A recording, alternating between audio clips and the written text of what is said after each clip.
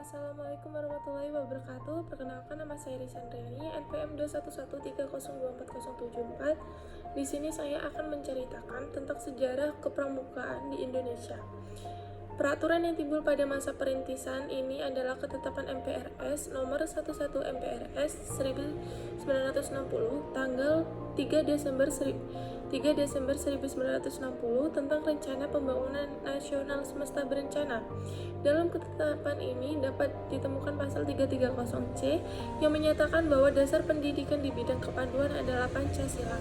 Seterusnya penertiban tentang kepanduan pasal 741 dan pendidikan kepanduan supaya diintensifikan dan menyetujui rencana pemerintah untuk mendirikan pramuka pasal 349 ayat 30.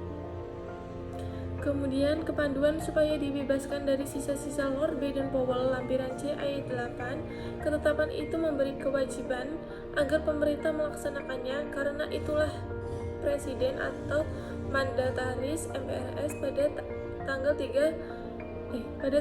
Maret 1961 mengumpulkan tokoh-tokoh dan pemimpin gerakan kepanduan Indonesia. Bertempat di Istana Negara hari Kamis malam itulah Presiden mengungkapkan bahwa kepanduan yang ada harus diperbarui, metode dan aktivitas pendidikan harus diganti.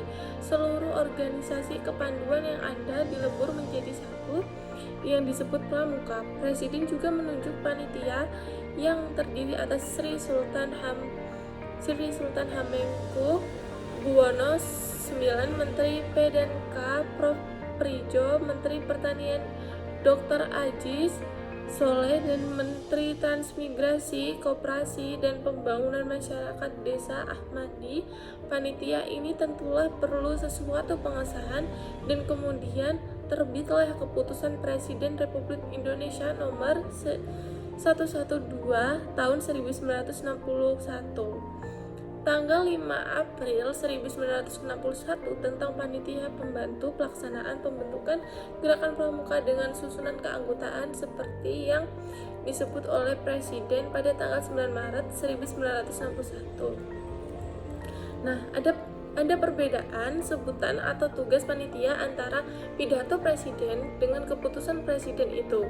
Masih dalam bulan April itu juga keluarlah keputusan Presiden Republik Indonesia nomor 121 tahun 1961 tanggal 11 April 1961 tentang panitia pembentukan gerakan pramuka. Anggota panitia ini terdiri atas Sri Sultan Hamengkubuwono IX, Prof. Prijo, Dr. Aziz Soleh Ahmadi, dan Muljadi Jojo Martono, Menteri Sosial.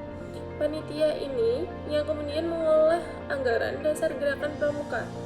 Sebagai keputusan Presiden Republik Indonesia nomor 238 tahun 1961 tanggal 20 Mei 1961 tentang gerakan pramuka, kelahiran gerakan pramuka ditandai dengan serangkaian peristiwa yang saling berkaitan, yaitu pidato Presiden mandataris MPRS di hadapan para tokoh dan pemimpin yang mewakili organisasi kepanduan yang tepat terdapat di Indonesia pada tanggal 9 Maret 1961 di Istana Negara.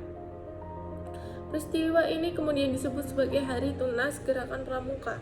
Diterbitkan keputusan Presiden nomor 238 tahun 1961 tanggal 20 Mei 1961 tentang gerakan pramuka yang menetapkan gerakan pramuka sebagai satu-satunya organisasi kepanduan yang ditugaskan menyelenggarakan pendidikan kepanduan bagi anak-anak dan pemuda Indonesia, serta mengesahkan anggaran dasar gerakan pramuka yang dijadikan pedoman, petunjuk, dan pegangan bagi para pengelola gerakan pramuka dalam menjalankan tugasnya.